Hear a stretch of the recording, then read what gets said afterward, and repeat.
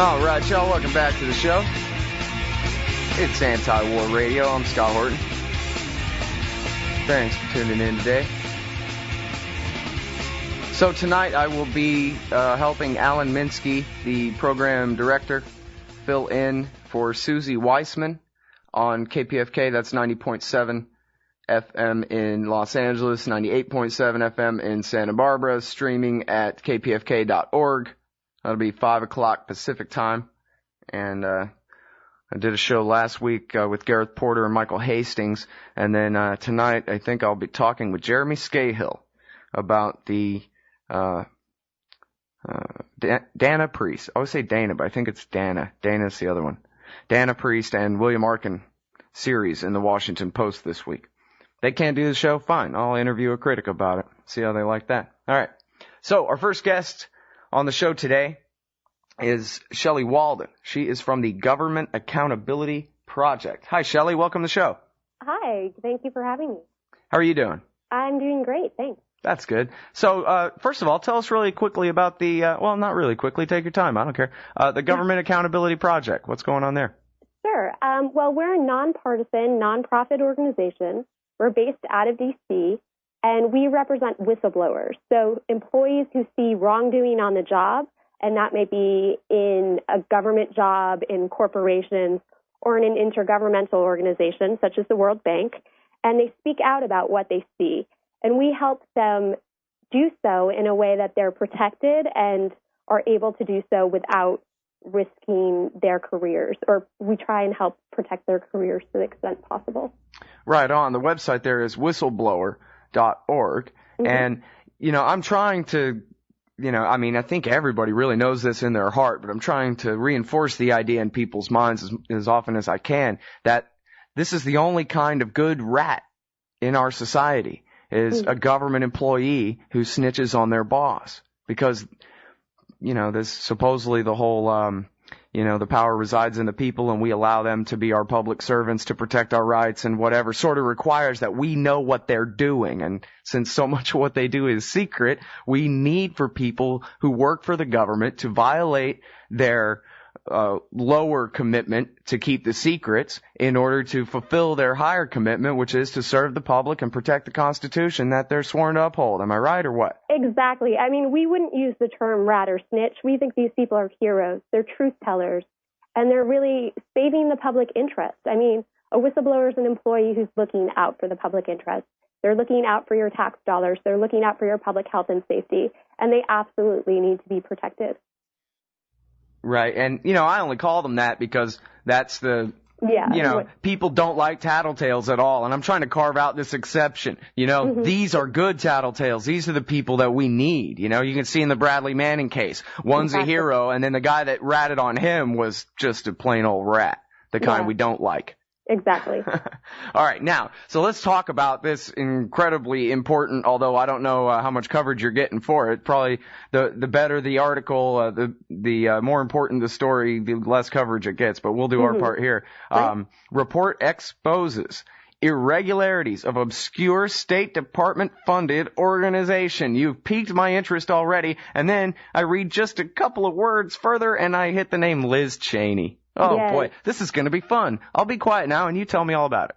Sure. Well, you'll also hit a couple of other names in there, like Paul Wolfowitz, who was really the architect behind the Iraq War.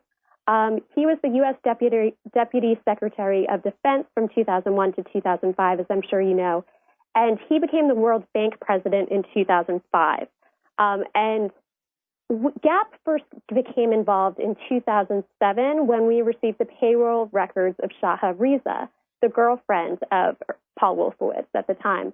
And we made those records public, and that eventually led to Paul Wolfowitz's resignation as president of the World Bank. But maybe I should go into just a little bit of the background about the relationship between Riza and Wolfowitz, which we don't talk about in the paper much, but it is sort of interesting for those who are interested in Iraq oversight issues. So allegations of irregularities surfaced concerning Wolfowitz's work with Riza at the Department of Defense In 2003, the Department of Defense awarded Science Applications International Corporation. I don't know if you've ever heard of them, but they're a consulting firm focused on defense capabilities and intelligence, 8 contracts. And as Deputy Secretary of Defense, Wolfowitz personally recommended Shaha Riza for one of these sole source contracts to SAIC. And Riza was then retained for post-invasion mission to Iraq while she worked for the World Bank as a staff member. And she was therefore an international civil servant, and she's also a British national. She's not a U.S. national. So under the terms of reference for this contract, she was to advise the coalition of the willing on establishing a new government in Iraq. And it appears that Riza, if she was the consultant who earned the least on this project, earned $17,000 for 1 month's work in Iraq. So that's just a little bit about what had happened prior to Wolfowitz becoming World Bank president. And I should say there was an investigation by the DoD Directorate for Investigations, a senior official's office, and they found that Riza had played a political role in post-invasion Iraq, and also that as early as 2003, she was cooperating with Wolfowitz at the Defense Department, and also with Liz Cheney and Scott Carpenter at the State Department, Liz Cheney obviously being Vice President Dick Cheney's daughter. And I can get Liz Cheney's fingerprints are really all over this Foundation for the Future paper that we authored. But I will talk a little bit more about her in a second. So flash forward to 2005, Wolfowitz has become president of the World Bank. Shaha Riza is there, so he has to do something to address this conflict of interest. So she's seconded to, as a British national, she's seconded to the Foundation, to the State Department to establish the Foundation for the Future. And the Foundation for the Future was this obscure nonprofit organization funded by the State Department that was tasked with promoting democracy and reform in the broader Middle East and North Africa region.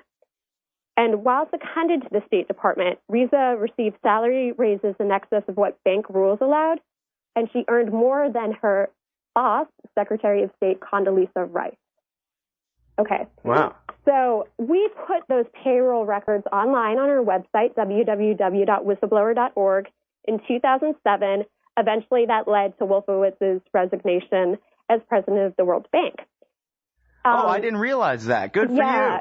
Yes, that was our organization. So in 2007, we filed a Freedom of Information Act request because we really wanted to know, what is this Foundation for the Future that Riza was supposedly working on in the State Department?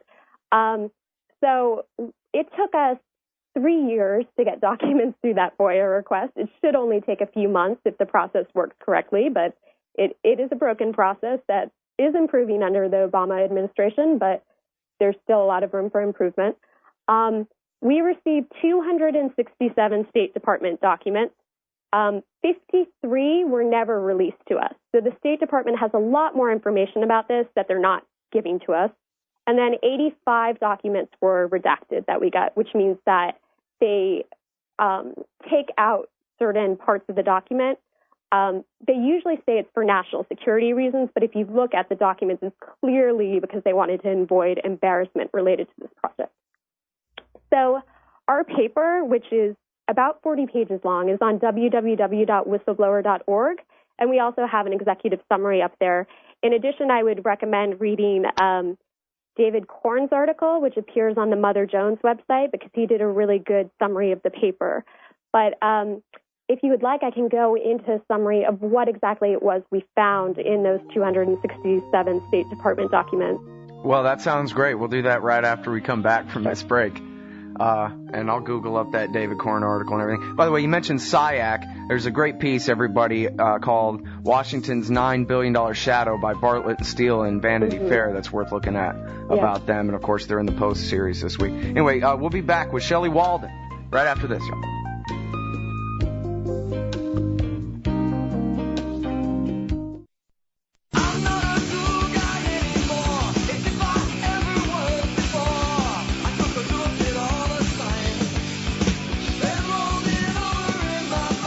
All right, y'all, welcome back to the show.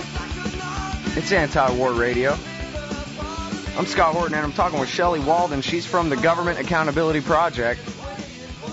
And I know it sounds like the GAO, but it's not. It's the GAP. It's different. And she's, they've got this report at whistleblower.org about Paul Wolfowitz's girlfriend and Dick Cheney's daughter and a bunch of your tax money and an obscure State Department-funded organization. Again, that's whistleblower.org. Now, Shelley, where were we? Sure. I was just starting to talk about some of the findings of our paper. And what we found was that this Foundation for the Future was a pet project of Liz Cheney, the daughter of VP Dick Cheney, and she was the Principal Deputy Assistant Secretary of State for Near Eastern Affairs when the Foundation for the Future was established. We also found that the Foundation for the Future was a haven for people with political connections. It was where Shaha Riza, the girlfriend of the president of the World Bank, Paul Wolfowitz, was working. It also was where a good friend of Wolfowitz, Anwar Ibrahim, was working as the chair of the board. Now, the documents really show that Liz Cheney was most likely the person behind the secondment of Riza. It was her idea to have Riza promote an overtly political U.S. agenda in the Middle East in violation of conflicts of interest regulations at the bank, as well as the national security tax and visa regulations of the U.S. government. And it also seems that Liz Cheney was the sort of, maybe not the brains behind this operation, but really the person who was promoting the idea of the Foundation for the Future as this way to bring peace and democracy to the Middle East while we have the Iraq War going on. Well, if I remember right from the PR at the time, this was sort of along the lines of the Karen Hughes PR push. Yeah. And Karen Hughes actually did do a PR push for this. She said that the Foundation for the Future should be promoted as a way that the Bush administration was promoting democracy and human rights in the Middle East. So they really sort of held this project up as, look at these great things that we're doing in the Middle East. And really, the project was doomed from the start. I mean, State Department officials in the region warned them not to establish it because restrictive laws in the Persian Gulf states would really make the foundation ineffective. And the governments in the region didn't support the foundation because they knew it would give their opposition a platform from which to oppose them. And potential donors had misgivings about the project's lack of indigenous imprint. But despite these warning signs, Cheney and the Bush administration moved full steam ahead and established the foundation anyway. So there's a couple little nuances that I can get into about what's in the paper, but I think maybe the most interesting thing just to mention is that Liz Cheney originally envisioned that this foundation was going to be multilateral, that all these countries in Europe and in the region would give money to it, that it would have $60 million, $35 million of which would come from the U.S. taxpayer dollars. Now, there was one problem with this, and that's that U.S. law required that all U.S. contributions to the Foundation for the Future be matched by contributions from other governments. But when Liz Cheney approached other governments, they were very reluctant to give money to this project. I mean, they have the daughter of the vice president asking them to promote democracy in the Middle East when she's really only in her position because of nepotism. So they were not able to raise as much money as they had hoped for the foundation. So what they did is the State Department told Congress that $22.26 million had been pledged to the foundation, and they used that amount to get matching funds. It was actually $21 million distributed by the U.S. government to the Foundation for the Future. So that's your tax money at work. $21 million of U.S. funding went to this foundation. Now, in reality, there was not matching funds for this foundation from other countries because a lot of countries didn't support it. Of the amounts that they had said that $22.26 million had been pledged by other governments, only about a little over $6 million ended up coming in the end. So it does look like U.S. law was violated. Now, they did change the law after, a couple months later, after the funds had been distributed. So that's sort of your tax dollars at work. And, you know, the U.S. government really portrayed this as a multilateral effort that was supported by countries all over the world. And it really wasn't. I mean, the whole operation was really financed and monitored very closely by the State Department. A State Department person was in the office helping to establish the Foundation for the Future, in addition to Shaha Riza, who was also seconded to the State Department and helping to establish it. So the report's pretty long. It's hard to get into everything that's in there. But I really do recommend reading it on our website, www.whistleblower.org, because it really gives an overview of what was happening in the Bush administration post the invasion of Iraq, and how they were really trying to, after the fact, justify the invasion of Iraq by creating a democracy project in the Middle East that they knew was going to be doomed. So I should mention the Foundation for the Future is still operational today. They are running out of money, so it's a possibility that they may approach the government again to ask for additional taxpayer support. And they have made some donations in the region, but, you know, clearly this project was not the impartial multilateral initiative it was supposed to be. So that's a little bit of an overview of the paper. Is there anything specifically that you would like me to discuss of what I just talked about? Yeah, well, I guess I wonder which countries they were operating in and what kind of dissent they were supporting here. Because I know, well, you might remember when Richard Pearl brought Laurent Mirouek to talk about how we need regime change in Saudi Arabia and Egypt too. You know, the neocons sure had a much broader program for remaking the Middle East than the oil guys did. Well, I should say it was intended to loan to the broader Middle East and Northern Africa region. Egypt was one of the countries that expressed strong concerns about this foundation. We didn't look too much into the grants that the Foundation for the Future has made since it was established, because that information is all public. It's on their website. We wanted to concentrate more on what was in the State Department documents. But I do know that they've made numerous grants to Iraq, and they have a full-time person who just works on Iraq grants. But I don't know specifically what countries they're working in, because we didn't look at that, because it's outside the time period. It's outside the time period. So I wonder, I mean, was this thing just a front so that you know, these corrupt people could make some money and they could put a little PR window dressing on the Iraq war, or was it more like you know, in Ukraine and in Kyrgyzstan and Georgia, where they're really working the color-coded revolution and trying to support dissenters to really get a regime change? Sure. I think it really started out as a PR campaign, or not even necessarily that, but an idea, sort of a pipe dream that they really just didn't have the expertise to implement. And then it sort of became a haven for these people with political connections. And then I think eventually the foundation sort of collapsed in on itself. And, you know, the president resigned, the chair of the board resigned. And it has since that time rebuilt itself. So it has changed somewhat. It has evolved. And I really can't speak to what it's doing presently in the region. But definitely when it was first established, it was not, you know, it was a haven for people with political connections.